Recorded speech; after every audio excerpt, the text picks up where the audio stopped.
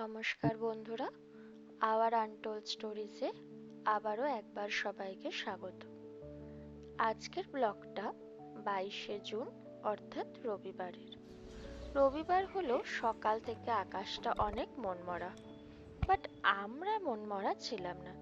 তাই শাশুড়ি বৌমা মিলে রবিবার দুপুরে চলে গেলাম অ্যাক্রোপলিস মলে সিনেমা দেখতে। গৃহপ্রবেশ। সিনেমা হলে পৌঁছে দেখি হাতে বেশ অনেকটা সময় আছে, তাই দুজনে মিলে ঠিক করলাম একটু কোক খাওয়া যায়। তাই দুজনে মিলে কোক কিনে বসে বসে গল্প করতে থাকলাম। সিনেমা হলটা খোলার সাথে সাথে তারপর আমরা গিয়ে বসলাম নিজেদের জায়গায়। ভালোই ভিড় হয়েছিল, পুরো হাউসফুল। ধীরে ধীরে লোকজন আসতে থাকলো, আর আমরা অপেক্ষা করতে থাকলাম কখন সিনেমাটা স্টার্ট হবে।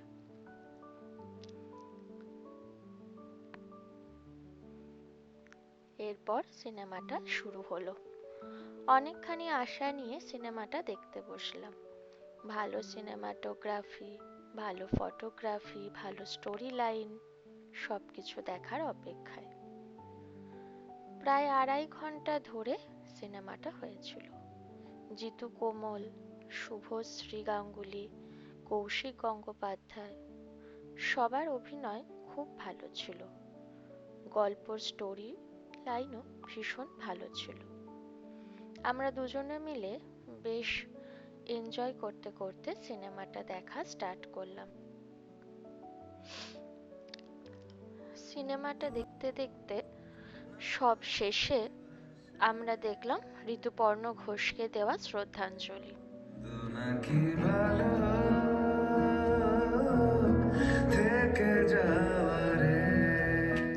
সিনেমাটা শেষ হওয়ার পর আমরা দুজনে মিলে গেলাম অ্যাক্রোপলিসের ফুড কোর্টে, কিছু খাওয়া যাক। এই জন্য আমরা ম্যাঙ্গো কুলফি অর্ডার দিলাম।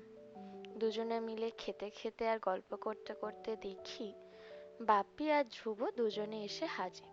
রবিবারের সন্ধে বলে কথা, তাই ওরাও আমাদের দেখা দেখি ম্যাঙ্গো কুলফি অর্ডার দিল এবং খেলো। খেতে খেতে মা বলল মার কিছু কেনাকাটা আছে হোম সেন্টারে। যেমনি বলা অমনি কাজ। আমরা বেরিয়ে পড়লাম আবার অ্যাক্রোপলিস থেকে নিউ টাউন হোম সেন্টারের দিকে। চলো, রাস্তায় যেতে যেতে আমি তোমাদের সিনেমাটা নিয়ে কিছু বলি। সিনেমাটা দেখার পর আমার মনে হলো সিনেমাটা শুধুমাত্র ঋতুপর্ণ ঘোষকে শ্রদ্ধাঞ্জলি দেওয়াই নয়, এটা সমকামী পুরুষদেরও মর্যাদা দেওয়া। আমাদের সমাজ হয়তো উন্নত হচ্ছে, কিন্তু আমাদের মনটা হচ্ছে কিনা সেটা অনেক বড় প্রশ্ন। সিনেমাটা দেখতে দেখতে মনে হলো সত্যি হয়তো পরিবারের চাপে রীতিতে নীতিতে বাধা পড়ে শুধু গ্রামে নয়, শহরের শিক্ষিত মানুষরাও, বিশেষত পুরুষরাও নিজেদের ইচ্ছা জানাতে পারে না, যার ফলে অনেকগুলো জীবন একসাথে নষ্ট হয়। কি আর করা যাবে, নিয়ম রীতি নীতি সমাজ এগুলো আমাদের সাথে এতটাই জড়িয়ে আছে যে এগুলো থেকে বেরিয়ে নিজেদের ইচ্ছের অনুযায়ী কাজ করাটা কখনো কখনো অনেক কঠিন হয়ে দাঁড়ায়। তবে এইগুলো কাটিয়ে উঠে যেদিন আমরা সবাইকে নিয়ে একসাথে সমান মর্যাদা নিয়ে চলতে পারবো, সেদিন হয়তো আমরা সবাই একসাথে ভালো থাকবো, আর সেদিন হয়তো সমাজ সত্যি সত্যি উন্নত হবে। যাই হোক, এসব নিয়ে পরে কখনো আবার বলবো।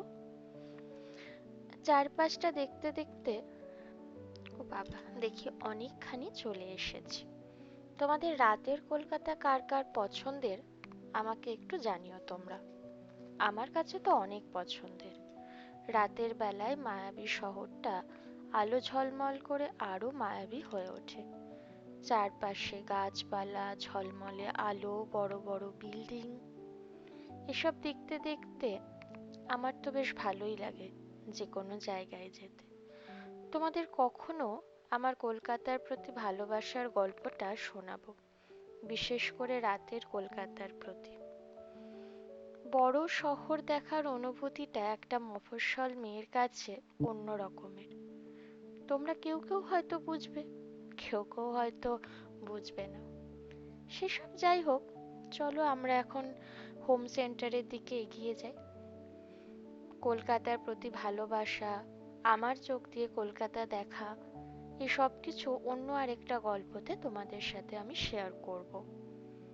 তোমরাও জানিও তোমাদের কলকাতার প্রতি ভালোবাসা, অনুভূতি এগুলো নিয়ে, তাহলে আমারও ভালো লাগবে। ওই দেখো, তোমাদের সাথে কথা বলতে বলতে প্রায় অ্যাক্রিস মলের দিকে পৌঁছেই গেলাম। চলো ভেতরে যাওয়া যাক, আর তোমরাও দেখো আমরা কি করি এখানে। বাবারে, রাস্তায় অনেক জ্যাম দেখছি, তার মানে মলেও ভালোই ভিড় হবে আজকে। চলো ধীরে ধীরে এগোনো যাক পার্কিং প্লেসে। ধ্রুব গাড়ি পার্কিং করুক, তারপর আমরা মলের ভেতরে যাই। হ্যাঁ, ভালোই ভিড় ছিল সেদিন, রবিবার বলে কথা, তার উপর সন্ধেবেলা। এই মলে আমি খুব বেশিবার এসেছি এমনটাও নয়, 2-3 বার হবে এসেছি, বাট ভালো লাগে। অনেক আলো ঝলমল করে, অনেক লোকজন, অনেক বড় বড় দোকান এখানে আছে। সাজানো গোজানো একটা ছোট্ট মল এটা, আমার তো বেশ ভালো লাগে। ওই দেখো বাঞ্ছারাম, বাঞ্ছারামের আম্রপালি সন্দেশটা তো আমার অনেক পছন্দের।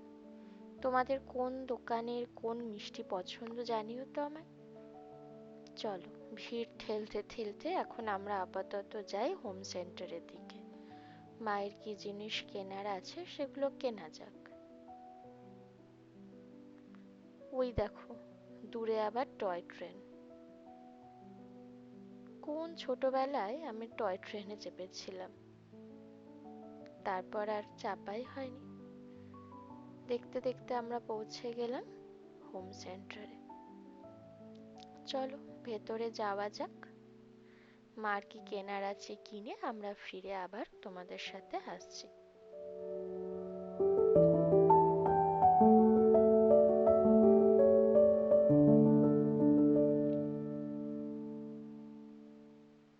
মায়ের কেনাকাটার পরে আমরা এবার এসছি ডিনার সারতে। রাত অনেক হয়েছিল, প্রায় 9:30 পৌনে 10টা। তাই এখানকারই ফুড পার্কে আমরা ভাবলাম খেয়ে নিই। এখানকার ফুড পার্কটার নাম আবার অন্যরকম। চলো দেখি কি খাওয়া যায়। বেশ ভালোই, দেখো বাঁশ দিয়ে ঘেরা, উপরে ছোট ছোট বাল্ব। বাপি আর ধ্রুব সেদিন বেশ খোশ মেজাজেই ছিল। আমরা ধোসা, কাবাব অনেক কিছুই খেলাম সেদিন। আর এই যে ম্যান্ডেটারি সেলফি, এটা তো আমাদের নিতেই হতো 4জনকে। সারা দিন ধরে আমরা যা অনেক মজা করলাম, অনেক ঘুরলাম, সিনেমা দেখলাম। চলো, আজকের তো রাতটা শেষ হয়েই গেল, এবার বাড়ির দিকে আমরা রওনা দিই।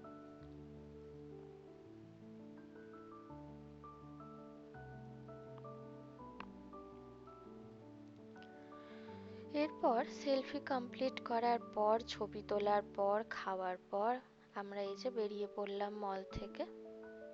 এখনো রাস্তায় দেখো কত ভিড়, কত মানুষ বেরিয়েছে রবিবারের ছুটি কাটাতে। নয়তো সারা সপ্তাহ ওই যে সোম থেকে শুক্র আমাদের একই বাঁধা ধরা জীবনে চলতে হয়, তার থেকে মুক্তির এটুকুই তো প্রাপ্য আমাদের।